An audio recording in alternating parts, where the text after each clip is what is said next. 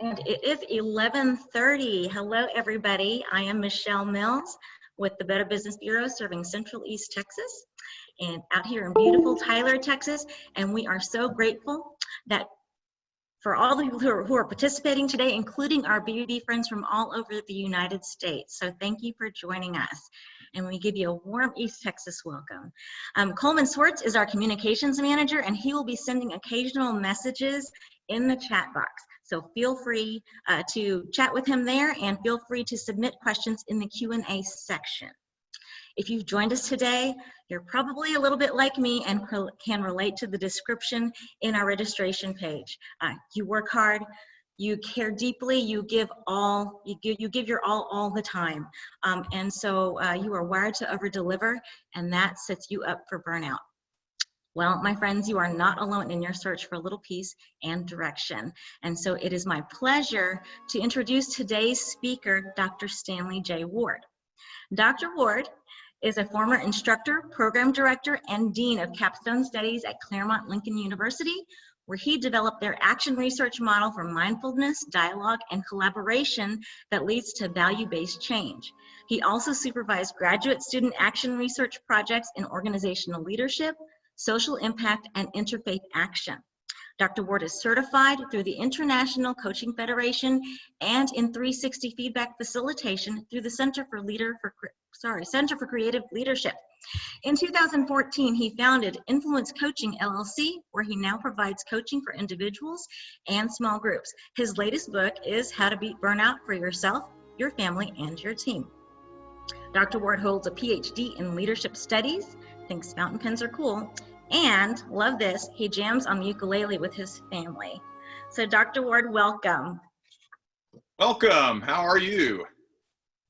I think I'm controlling the screen here. So we'll get our presentation started. You have total control. Got it, great. So again, my name is Dr. Stan Ward, and I work with leaders who care deeply about both people and productivity. I'm also wired that way, and I've found from my own experience and the experience of the leaders I work with that it can set us up for burnout.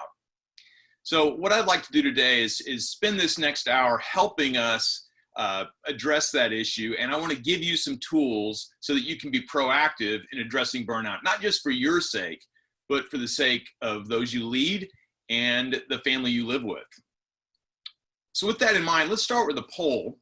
We know that burnout is stress related, and we know there's been a lot of stress recently related to whether it's the COVID virus, the economic impact, unemployment. I mean, there's so many things going on. I would like to hear from you. What have been your greatest stressors during this season, or your greatest stressor singular?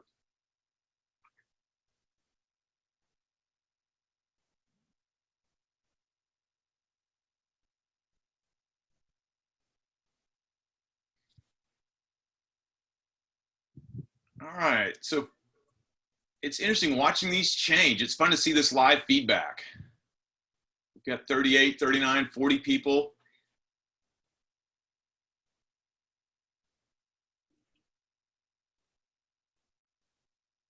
That's 70% that have voted so far. Got a few more seconds to vote, guys.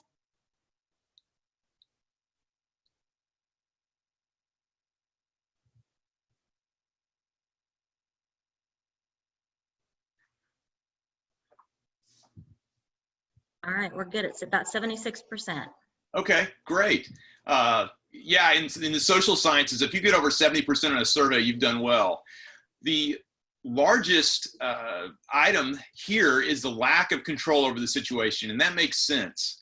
And I want everyone to keep that idea of lack of control in mind as we move forward, because we're going to see it a couple times as we look at factors for burnout and as we look at things a person can do to proactively guard themselves from burnout.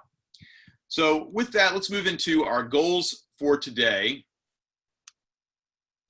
First of all, we're going to distinguish between burned out and worn out. I think there's some confusion over the term. I know there has been some confusion for myself over the term, and so I want to clear that up. Two, I want us to recognize how burnout shows up. So once we understand how it's different from just being worn out, we can then start to know what to look for. We're going to nuance that, get some detail there. And then 3, I want you to leave with an action plan for things you can do this very week, hopefully even today after work, to help you build some margin and to guard yourself against these burnout factors or burnout dimensions. So with that, let's talk about the difference between burned out and worn out. The best way I know to make this illustration is to think about a car engine. Think about a car engine that's running without gasoline, or trying to run without gasoline, versus a car engine that's running without oil. When that car engine runs out of gasoline, it'll sputter, bum, bum, bum, bum, bum, and then it stops. It quits running.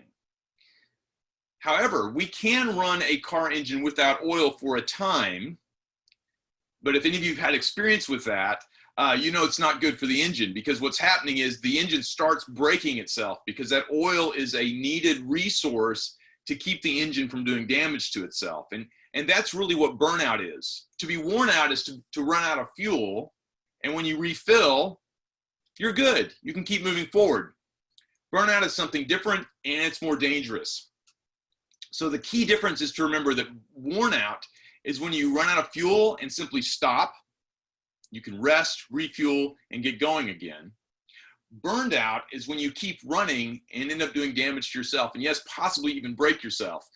In some of its later stages, burnout has some really nasty effects on people.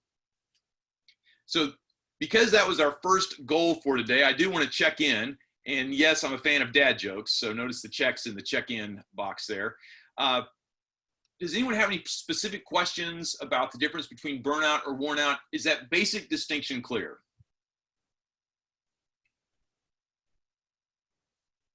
And Michelle, are we seeing any questions there in the discussion box? Let's see. 1 second. Looks like it is clear that everybody seems to understand. Difference is clear. They get it. Perfect. Let's keep moving then. So next, let's talk about how to recognize burnout when it shows up either for ourselves or in our family or in our work teams, our organizations and businesses.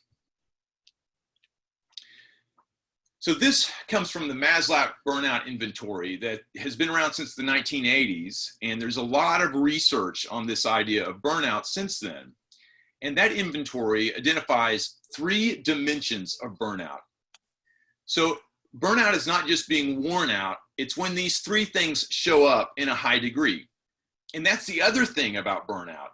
Think of it as a spectrum or like a number line that all of us are experiencing these 3 things: emotional exhaustion, depersonalization, or a lack of personal accomplishment that feels like ineffectiveness.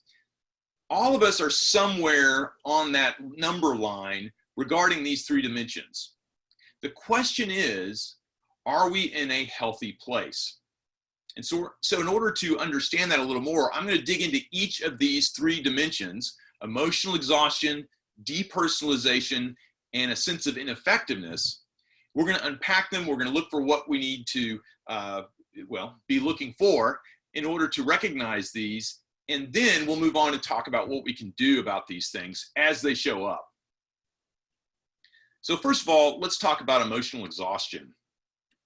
Now, emotional exhaustion is the #1 predictor of burnout. And as we move on, I think you'll see why. Again, if it's just emotional exhaustion, that may mean being worn out. So it could be that we simply need to rest, get away. But if you've ever had that situation where you go away for a weekend, or you go away for a week-long trip and you come back and you're no more refreshed, okay, that should tell you you're moving into this other space.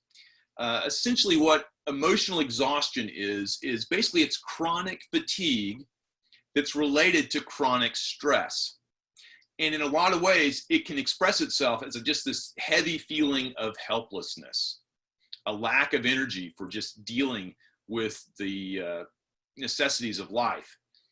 And at this point, you may go, wow, that could sound a little bit like depression. And you're right, there is some overlap between depression and burnout as far as some similarities in the way they express themselves. And so that's one of the things we have to keep in mind as we're working through burnout, is whether this is expressing itself as some of the later stages of burnout, which do lead to depression and have even expressed themselves in things as severe as suicide. That's why it's so important that we are on the lookout for burnout.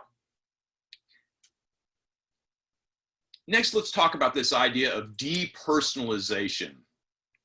So depersonalization, you might think of when you're really tired, right? When that emotional exhaustion is present, it's natural to want to withdraw and protect yourself, to want to get some space from the situation. I know for myself, and a lot of the clients I work with, if it's been a long day, things are really busy, there have been a lot of demands. When I come home, it's hard for me to be fully present. Well, that may be a little bit of depersonalization. And there is a difference between depersonalization and introversion. If you've taken a personality test like the Myers-Briggs or similar instruments, you may come across this idea of introversion versus extroversion. Introversion is basically the idea that we get our energy from our internal life, from internal experiences. And so one of the ways we recharge is by having time that's quiet time, alone time. Crowds can be draining. Noisy places can be draining. The extrovert, on the other hand, draws energy from that. So that's why it's so important that extroverts get in front of people. Often they make great salespeople because they naturally thrive on that interaction, that face-to-face space. So if you are finding yourself a little more on the introverted side of personality, that doesn't mean you're depersonalizing. What you want to watch for is there an increasing sense of disconnection? And does it go with a sense of cynicism? Another way that depersonalization can show up is when you feel disconnected from the purpose of your organization. That's why meaning making is so important during this season. Thinking about what is it that we're really trying to accomplish? What is the goal? What is the mission? The ability to connect with that and to connect deeply can help guard us against this depersonalization factor in burnout. So we have emotional exhaustion, we have depersonalization, and a third factor or a third dimension. And that is this lack of personal accomplishment or ineffectiveness. And I describe this as if you've ever had that experience where you just feel like you're running on a hamster wheel, just going, and you're getting nowhere. You're starting to move into some of that space. I have a friend who is involved in law enforcement and addresses sex trafficking issues. And I asked him one time how that was going. And he said, I feel like I'm throwing pebbles at a freight train. Okay, that feeling is a sign of a growing sense of ineffectiveness.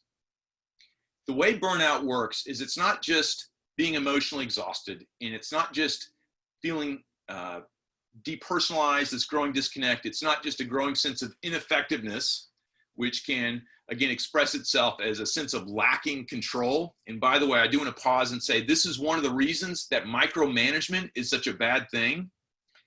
There's a lot of study that shows us that when you're working for a micromanager, it can lend itself to this sense of a lack of control. It can lend itself to these expressions of burnout. So when emotional exhaustion, when depersonalization, when ineffectiveness come together, all three in a high degree, that's when you have a true burnout situation. And that's why we're going to talk about these three individually and what you can do about them individually when they start to show up to help protect yourself from burnout or from its worst consequences. Again, note that a lot of this is related to seasons of chronic stress. I would like to point out at this point, there is a difference between stress and pressure. From the Center for Creative Leadership and their research, we know that pressure is unavoidable. And certainly you experience that. If you're a driven person, you actually may thrive on pressure. You may enjoy putting yourself under pressure. And if you're achievement oriented, pressure is inevitable. Pressure becomes stress when we start to ruminate on it, when it takes up a lot of our mind space, our mental space, when we're putting a lot of energy into those things and we feel like we can't control them, when we're not taking meaningful action on them. That's how stress starts to build up. And so as we get ready to move into the third item for our presentation, which is talking about things that we can do, which is where we'll spend the bulk of our time, That's why we want to think about, okay, what does it look like to take meaningful action so that I'm not just ruminating on my situation, but I'm being personally active. So again, we have emotional exhaustion, which is that sense of just chronic fatigue. It's related to chronic stress. We have depersonalization, that disconnect. Again, it shows up in its earliest forms, whether you're at work or whether you're at home and you just have a difficulty of connecting with folks. And it may express itself in cynicism. We also have a lack of personal accomplishment. Put simply, ineffectiveness. It's related to a sense of a lack of control, that our actions don't have any impact. By the way, that's one of the things I found interesting about our poll here at the beginning of our time together, is notice that that lack of control was the number one thing that was showing up. So those are the three factors we want to watch out for. Before we move on, I've kind of beaten a dead horse on the dimensions of burnout. I would like to hear from our audience, which of these three do you feel like you felt the most in the last month or two?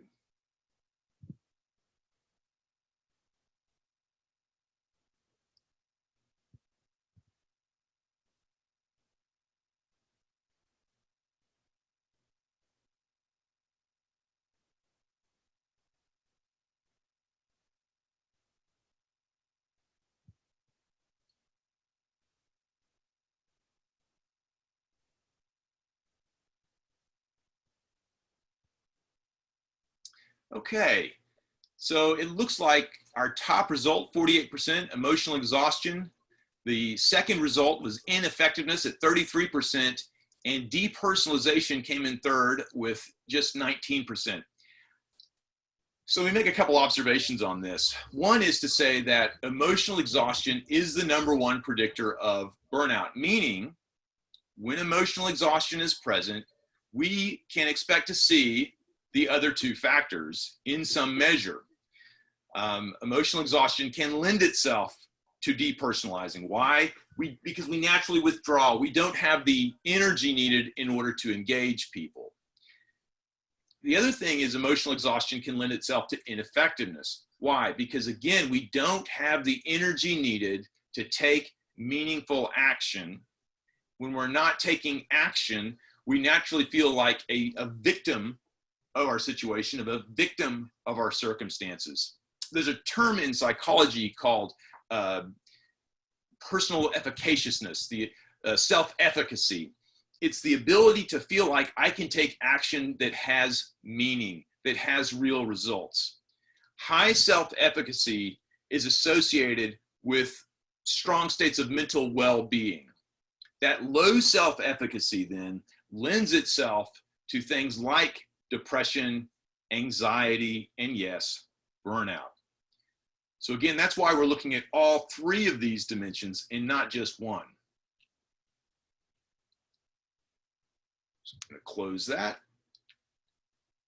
So again, we've talked about these three dimensions, and I want to check in again. What questions do you have about these three? I think there's some good conversation we can have here to unpack these, and I want to hear your specific observations or concerns.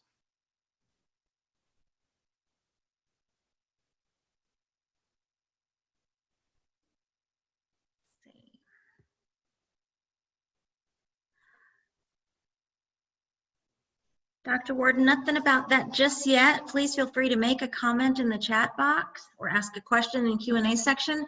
But we did have one question that Suzanne asked a few minutes ago, and her question was, can a person be both worn out and burnt out? Great question. And yes, because emotional exhaustion is part of the three dimensions of burnout, yeah, that's going to be part of it. But understand that just worn out, we can impact that simply by learning how to rest and refresh ourselves. If depersonalization is showing up, if that greater sense of ineffectiveness is showing up, we need to try some different strategies in order to address those. And that's one of the reasons we're going to spend the bulk of our time, the bulk of our conversation in thinking about what are the strategies, things that we can do in order to impact those 3 dimensions?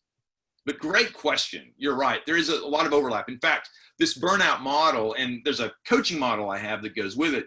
I first came across it and developed it in a conversation with my daughter, who was a senior in high school at the time. If you've ever had a high school senior, you may have had this conversation about, oh, I'm so burned out on school. And forgive me, high school daughter, if you see this video and say, Dad, you're being overly dramatic. But that was kind of what the experience was. And so I said, hey, I've been doing research on burnout. Let's go out for a Pizookie and let's talk about it. Because this particular daughter loves Pizookies at a restaurant called BJ's. It's basically a cookie with some ice cream on top. And so we walked through these 3 different dimensions and we did some activities so that she could calibrate where she was at on these 3. Again, it's really helpful to think of a number line and think of, okay, if depersonalization, this complete disconnect from people, is the bottom, a 0, what would be the total opposite? A 10, right? Oh, to be totally engaged, totally connected, enjoying relationships, fully present at work and home. Great. Okay, let's look at that 10-point scale. Where are you on that? So we went through that exercise for all 3 of those dimensions, and the conversation ended with saying, okay, I'm just worn out. I'm not really burned out. And so the solution was really simple, and it made a lot of sense. It was spring of her senior year. She was in the spring musical. She was doing her advanced studies, getting ready for AP exams, all these things. So yeah, she's worn out. And so what we did is we just looked at her calendar and said, okay, let's set aside some intentional time to make sure you're able to rest and refresh. And we'll talk about that a little more as we move forward. Are there any other comments or questions? There are. Hope had a good question. How do you express your emotional exhaustion to people around you without feeling like you are complaining or whining? It's a good question. So let me start with a personal, I can't give you a research-based social science answer. I'm going to have to just give you the Dr. Ward, Dad Ward answer. Be aware of a couple things. One is, as far as sounding whiny, yeah, be aware of tone of voice plays a big role in that in communication. Notice how even in our presentation, I'm intentionally lowering my voice, because if I get up high like this, it has a different feel. And so one is, there may be some skills that you can practice in just how you pitch your voice so that people hear it a different way. But when I work in coaching situations and someone says, oh, I feel like I'm being whiny, my statement is, if you are expressing this concern because you want to solve a problem, that's not whiny. If you're expressing the concern just because you want to express it and you're not willing to take action on it, that's, to me, that's whining. But that's just the Stan Ward personal definition, my personal litmus test. So I'm very happy to have conversations with people who are struggling and they want to see change happen. That's exactly where you need to start the conversation. So we had another question from John, very helpful. So we had a question from John, and you may address this at the end, but his question was, what about our worries about those around us who are having burnout, and how do you help them in a virtual setting? And we did we had a webinar a few weeks ago that actually talked about this in more great detail, but you may either want to answer it now or save it for the end. Yeah. So remember that depersonalization is one of the things we want to watch for. So I would just say, one, think about how can you connect with that person and develop a meaningful relationship. Giving feedback is a skill, and there's a whole other conversation there about how to hold a mirror up to someone and say, hey, here's what I'm seeing, and this is why it's a concern, or here's what I'm seeing, is that your intent? Here's what I'm seeing, are you feeling the same thing? That kind of conversation can be helpful here, but of course, trust has to be built first. And Michelle, if we have a link for that webinar, was it recorded, the webinar you mentioned? Unfortunately, remember, it was the very first webinar we hosted, and I forgot okay. to the record button, but this one is being recorded. Okay, well, I was going to say we can link that out, but okay. When we get into the action items, we'll dig into this one a little bit more. Great question, John. I appreciate you asking, and I really appreciate your concern. That is my hope, is that through the Better Business Bureau, we're able to empower leaders who aren't just concerned about, again, their own profit or productivity, but are concerned about how they impact the world around them. Okay, I'm gonna pause it right here. Please feel free to keep asking your questions in the Q&A function. And if we can't get to them all during the session, we will be able to forward these on to Dr. Ward after the presentation, and he will get them answered for you.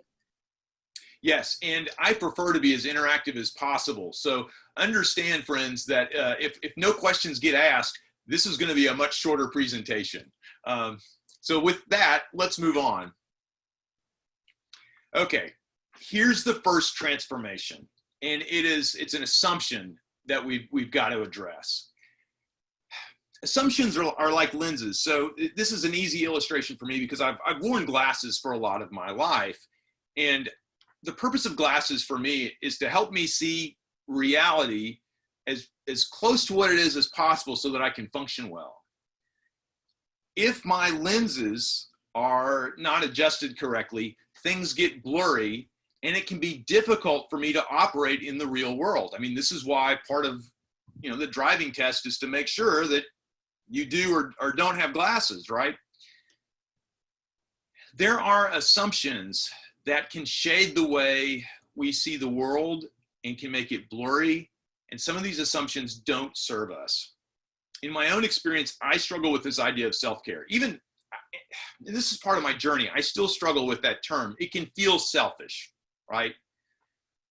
What I need you to understand is, if you are truly a person who, again, is not just concerned about yourself, but is concerned about the well-being of others, if you are a person who is driven both for positive results and positive relationships in the business world, if you are a person who has a family that depends on you, if you are a person who has a business, a team, clients, consumers who depend on you, then self-care is not just about you. Self-care is not selfish. This process of self-care, the things that we're going to discuss, are about you.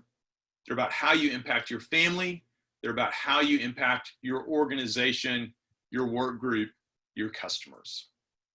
So I ask that you repeat after me. Take just a moment here. Repeat after me. And on mute, that's fine. Self-care is not selfish.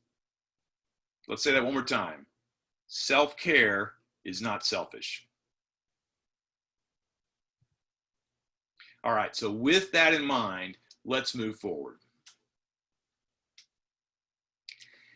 If you are struggling with emotional exhaustion, if you see someone who's struggling with emotional exhaustion and they're willing to engage in a conversation with you, and forgive me if this just seems silly because it's so straightforward, but seriously, start with sleep, nutrition, and exercise.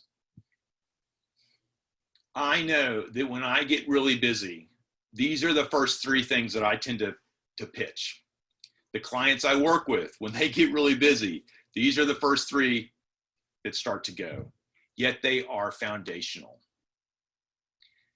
Especially during this season where there is such a load placed on business owners and business leaders, these three are all the more important.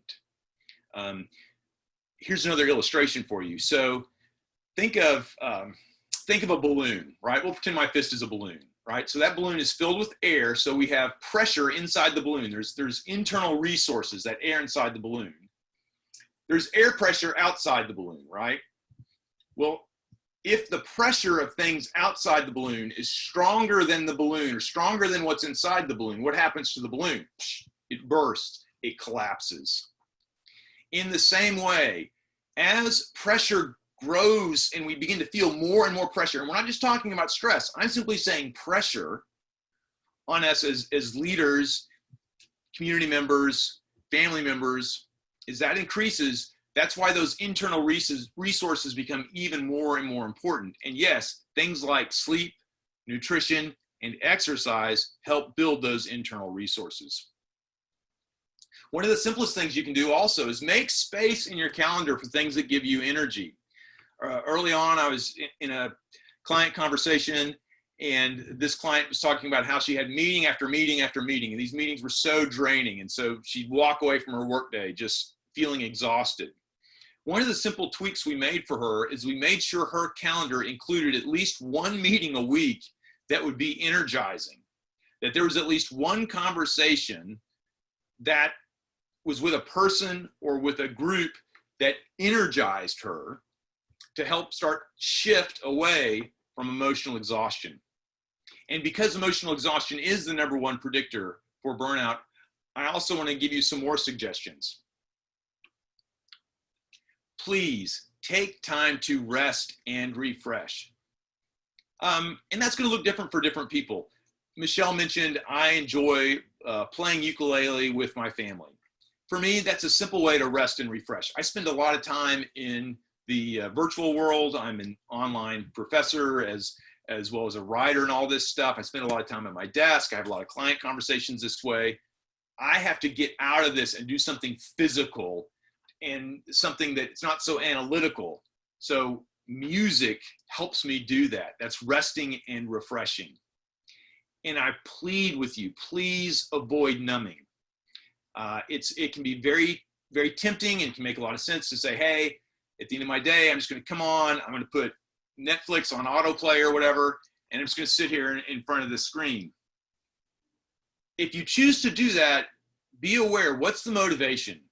Is this about resting so that I can be refreshed, or is this simply about just parking myself and numbing out? One of the things we know about burnout is that as it becomes more and more severe, that's where it leads to things like self-medicating. And again, these numbing behaviors, because we're just sort of tired of feeling the pain, or we don't want to feel anything at all. Numbing is not the same as resting and refreshing. So please, friends, be aware, what's my motivation at the end of the day for how I spend this time? Am I trying to just numb myself, or am I being intentional about resting and refreshing? So there was a question in the chat box, what activities give you energy? And I just loved what people put: fostering puppies, they're an artist and they love to be creative, spending time with grandchildren, boxing, fishing, Yeah. walking, gardening, great, yoga. I hear relationships, I hear hobbies, I hear activity, right? Intentional activity. That can seem counterintuitive. If you're feeling exhausted, you might think, oh gosh, I just need to withdraw and I need to go into the space of doing nothing. But notice how everyone has mentioned ways of being active in the world that they find refreshing. Create space for those things. To whatever extent you can do that, it will serve you well. So next, let's talk about deep personal. Oh, is there a question there? Another question? Hold on.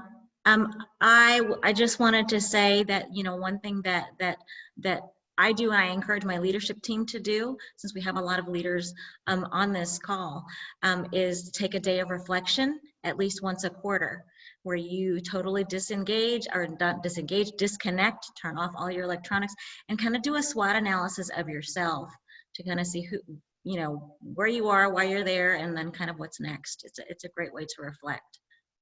And a micro example of that is, even if all it is for lunch, you turn off your phone, that in and of itself starts to create some space so you can start to see these shifts.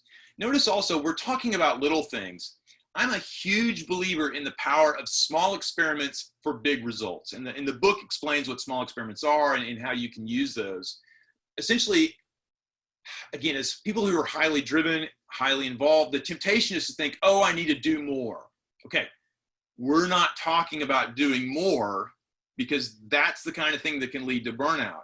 What we're talking about is doing, if you will, different, or doing differently. If there are any people who are English majors, right, the ly, because it's an adverb, but anyway, think about doing different or doing differently, not doing more. All right, so for depersonalization, when you feel that disconnect from people, one of the activities I find to be really helpful is to think about a designed alliance, which means you take a moment, and this actually goes to what Michelle was talking about with the reflection space. Take a moment to reflect on the relationship and say, okay, what is it we're trying to accomplish here? How do we want to agree to do that? What's going to be our communication loop? Define the purpose of the relationship, agree to the ways you're going to engage with each other, and agree to what you're going to do if things start to go sideways, because at some time they do. They just do that. That's life. That will help you re-engage the relationship. And frankly, you're going to find yourself feeling a lot more effective and accomplished as you work with people simply by trying a designed alliance. And again, if you want more information about this concept, there's a lot out there on the internet. It's something that you could easily do a Google search for, or email me, and I've got some documents I can send you as well. Okay, next. Okay, I made the joke about the English majors, right? So there was a season of my life also where I was a high school humanities teacher. And during that season, I went to graduate school. I took courses on literature, and I discovered that the difference between a comedy and a tragedy was not that the comedy's funny and the tragedy is sad. It's that comic stories end in community, tragic stories end in isolation. When you choose to go on that isolating path, and yeah, numbing's part of that, understand that you're choosing to isolate, that you're really choosing to live a tragic story. When you choose to re-engage people, when you choose community, you're choosing to live the comic journey. For me, this has been a really helpful test, a litmus test. When I get frustrated with people, when I want to isolate, when I want to just say, I'm done with you, is to say, what am I really doing here? And I'm not saying that you need to stay connected with people in an unhealthy way. That's a different deal. But understand that if you're spending a lot of time isolating yourself, you're setting yourself up for depersonalization. So I'd ask you to take a moment, reflect on that, ask what's going on. Maybe there's a chance to redesign the alliance with this person. Maybe this is a chance for you to get some rest and refreshment so then you can go back and re-engage. Next, let's talk about ineffectiveness, which is described again as a lack of personal accomplishment. Oh, wow, create a designed alliance. Yeah, this is a really powerful tool because again, it gives you power in the world and it allows you to influence relationships. It allows you to influence how things get done, influence what gets done.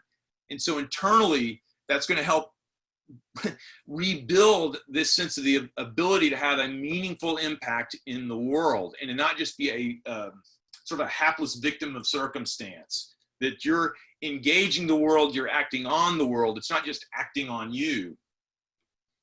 And so with that also, again, if you're that high D personality type, highly driven, you may find yourself constantly thinking about results.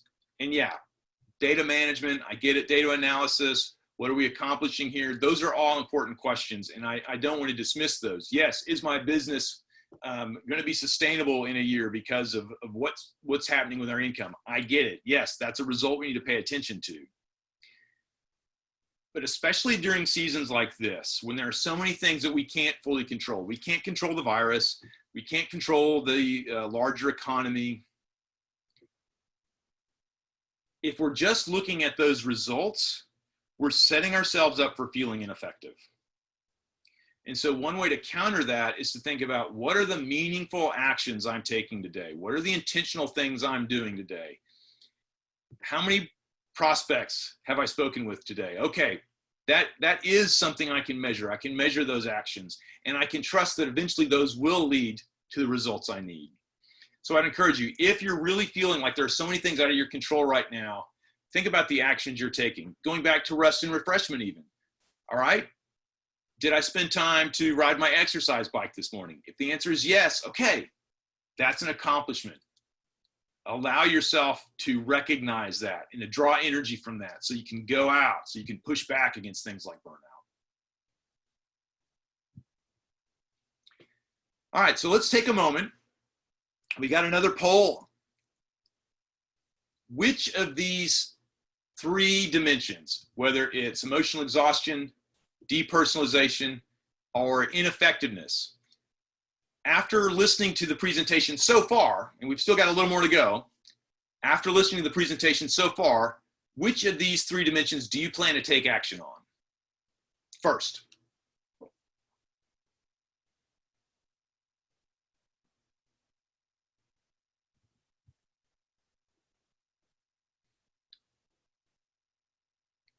All right, growing number of responses. 40 people have responded. Let's see if we can at least beat 50 on this one. 47, 48, 49, 50. Oh, we got 50. Can we get 55?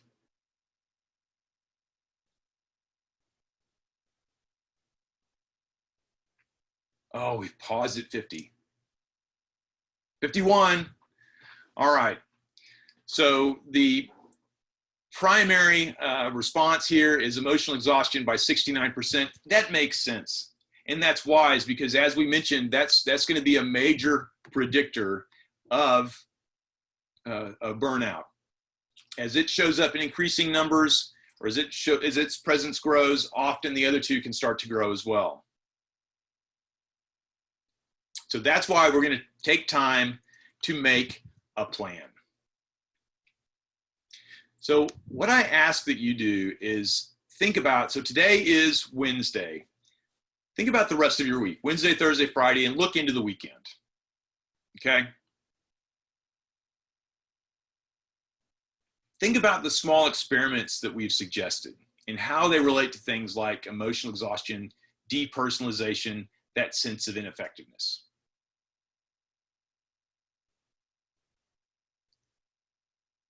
How might you apply one of those small experiments between now and the start of work on Monday? I want you to give you some thinking space, some reflecting space to think about that.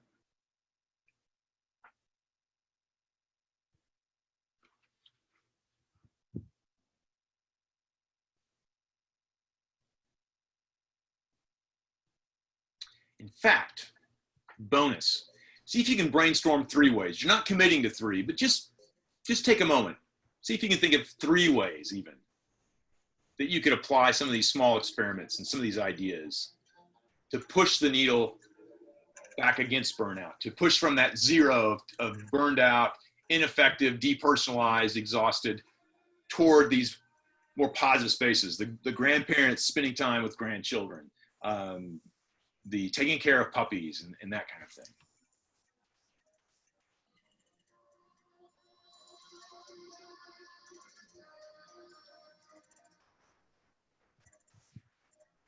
All right, I'm gonna give you about 1 more minute.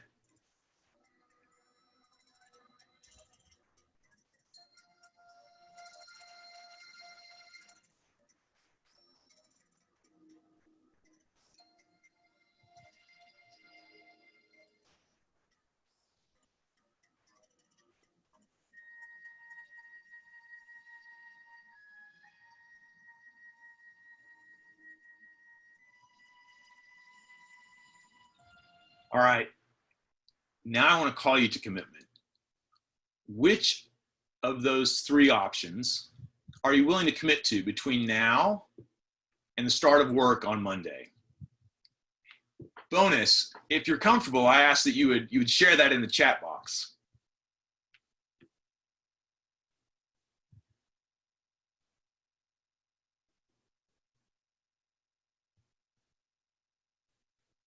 And I can't see the chat box right now, so I'm curious. Michelle, are we seeing anything? Yes, let's see. They're coming in. Jessica is scheduled device downtime. I think that's a great suggestion. You can even measure, you how much if it's gone up or down during the week, and that's something that we do, or set it to 15 minutes a day or whatever. You can actually set it to shut down. Keep a journal. Rhonda says, keep a journal of small accomplishments. Christy says, making time to walk the dogs every day. That is very energizing and fun. Let's see. I'm not sure if I'm saying this right. Karaston or Kariston, I will recognize one small achievement a day. Very good. Angela, schedule time for exercise instead of thinking I will just get around to it during the day. And Joe, have some disconnect time, put down my thoughts and just recoup my thoughts. Katie says, get more rest, shut down everything, and reflect on my personal SWOT. I'm sure everybody knows what that is. It's strengths, weaknesses, opportunities, and threats. Great thing to do for your business and for yourself. And Coleman says, I'm going to tell my boss that Dr. Ward and I need to go fishing. Sandra, sounds good. Lots of them. Tai Chi, focused on family, walk more, rest better. Trip to the mountains. Lon says trip to the mountains. We want to go with you, Lon. So that's what we've gotten so far. Yeah, and I have to say, just hearing that, it's like I feel the energy. And I don't know about you guys, but I kind of feel this radiating joy just wanting to spread out here as I just hear about these things that you're committing to between now and the start of Monday. One of the things I heard also is about the small accomplishments and journaling. Something that I do sometimes is I'll think about my day at the end of my work day. I take 5 minutes to review it, and I'll think about people, projects, and productivity. And this is how this helps with the ineffectiveness piece, the depersonalization piece, and even the energy management. So when it comes to people, I list, okay, who are the people I've engaged in a meaningful conversation today? Okay? And recognize that that is an accomplishment, right? That is something that helps push back against burnout, just simply engaging in meaningful conversation. And if the number there is 0, that tells me something. That's data that I can use to make adjustments to how I manage my day. Projects. What are the long-term goals that I've worked toward in some way today? Again, that helps me with that sense of ineffectiveness, because with long-term goals, sometimes you're not going to see the result, maybe for years even. Gosh, right now I'm in the process of redoing my website. That just feels like it goes on and on and on and on and on. But at the end of the day, I can say, okay, I at least designed this piece, or I wrote out this script. So that's the projects piece. And then finally, productivity is, what are the just to-do things I did? Just the stuff I got done. I'll tell you, when I was a school administrator, one of the benefits of this was I realized I happened to be in a side building. There wasn't a secretary there. And so for whatever reason, I just got in the habit, of dropping off the mail for folks in their mailboxes and being the guy that checked and refilled the copy machine. Well, when I looked at that, I thought, oh my gosh, I'm doing this every day. This is not the best use of my time. I need to see if there's somebody else that can do this. And so that was my own sense of ineffectiveness. And again, energy management was realizing, oh, there's some to-do items that this isn't really serving me well. This is not a good use of my time. All right, so let's check in. Do we have any other comments, questions, observations about taking action to push against these signs of burnout? Or even suggestions, additional suggestions for this?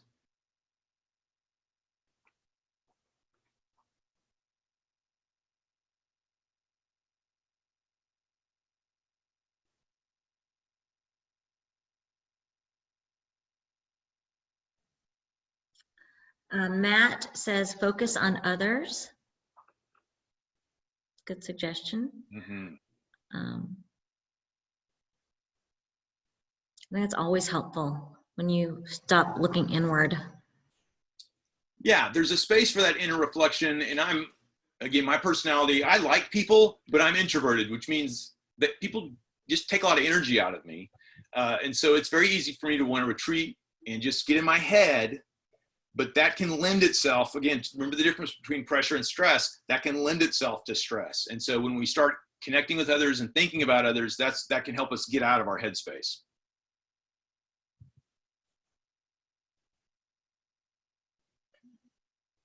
All right, well, if you need more resources, I'd love to continue the conversation. You can email me through my Gmail account, stanleyjward@gmail.com. That's my personal account. It goes straight to me and pops up on my phone.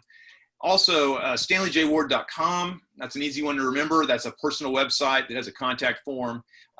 Would love to continue the conversation. If you need additional resources, let me know.